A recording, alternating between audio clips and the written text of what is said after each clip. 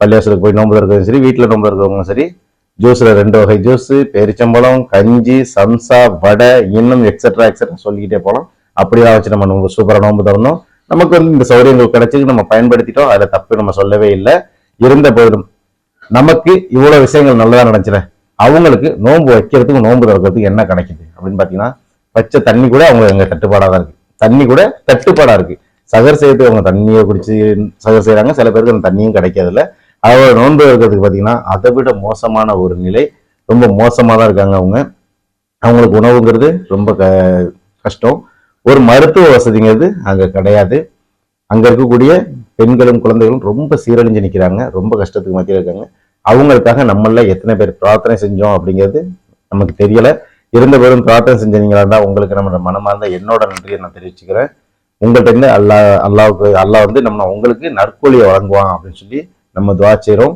அதை விட முக்கியமா பிரார்த்தனை செய்யாதவங்களா இருந்தா பிரார்த்தனை செய்வதற்கான சிறந்த மாதம், உகந்த மாதம் அப்படின்னு சொன்னாக்கா நம்ம வந்து ரமலான் மாதத்தை சொல்லுவோம். அதுலேயும் அந்த இறுதி 10 இறுதி நேரமா இருக்கக்கூடிய சகர் நேரத்தை நம்ம சொல்லுவோம். அந்த நேரத்தில் அதனால என்ன பண்ணுவாங்க, இறுதி 10 நாட்கள்ல என்ன பண்ணுவாங்க, இரவுடைய கடைசி பகுதியில தொழுகையை வச்சு அந்த தொழுகையின் முடிவை நம்ம துவா செய்வோம். அந்த துவா செய்யும் போது நீங்க வந்து பாலஸ்தீன் மக்களுக்காகவும் பாதிக்கப்பட்டவங்களுக்காகவும் உடல்நிலை சரியில்லாதவங்களும் இவங்களுக்காக நீங்க துவா செய்யுங்க. உங்களோட தேவைகளையும் கேளுங்க அப்படின்னு நம்ம எல்லாருமே சொல்லுவோம். எல்லாரும் பள்ளியில சொல்ல கேள்விப்பட்டிருப்போம். ஆனா இதை எத்தனை பேர் செஞ்சோம் எத்தனை பேர் செய்யலன்றது தெரியாது.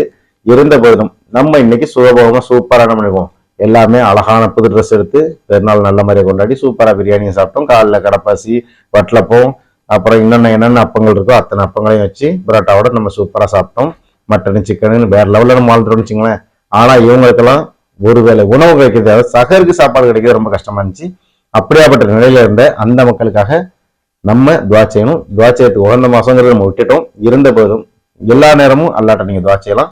அதை விட முக்கியமா அடுத்தவங்களுக்காக துவா செய்யுங்க. அந்த துவாவினுடைய முக்கியத்துவம் என்ன அப்படின்னு கேட்டீங்கன்னா, நீங்க பிறருக்காக துவா செய்யும் போது உங்களுக்காக மலக்குமார்கள் துவா செய்வாங்க.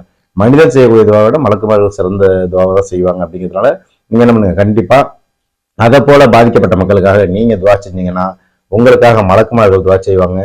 அதை விட முக்கியமா இன்னொரு விஷயத்தை இஸ்லாம் போதிக்குது. ஒரு முஸ்லீம் இன்னொரு முஸ்லீமுக்கு சகோதரன் பண்றவன், உடலில் உள்ள பாகங்களை பண்றவன் அப்படின்லாம் சொல்லுது. ஒரு முஸ்லீம் இன்னொரு முஸ்லீமோட உடலில் உள்ள ஒரு பாகம் போல அப்படின்னு தான் சொல்லுது. அப்படியாப்பட்ட அந்த பாகம், அதாவது வந்து காலில் முள்ளு குத்துனா கையை எடுக்கிறதுக்கு போகும், கண்ணு கலங்கும், இந்த மாதிரி இருக்குல்ல, அதை போல ஒரு முஸ்லீம் பாதிக்கப்பட்டா நீங்க என்ன பண்ணுங்க, அவங்களுக்காக உதவி செய்து நீங்க முன்னோடி போய் நில்லுங்க அப்படின்னு சொல்லுது. இதோட இஸ்லாம் முக்கியமா சொல்லக்கூடிய விஷயங்கள், எந்த ஒரு உயிரினம் எங்க பாதிக்கப்பட்டாலும் அவங்களுக்காக குரல் கொடுக்கறது முஸ்லீம்கள் முதன்மையா இருக்கணும். அது வந்து ஜாதி, மதம், மனிதனா அல்ல மற்ற உயிரினங்களா அப்படிங்கிறது எதையுமே நீங்க பார்க்க வேணும். ஒருத்தவங்க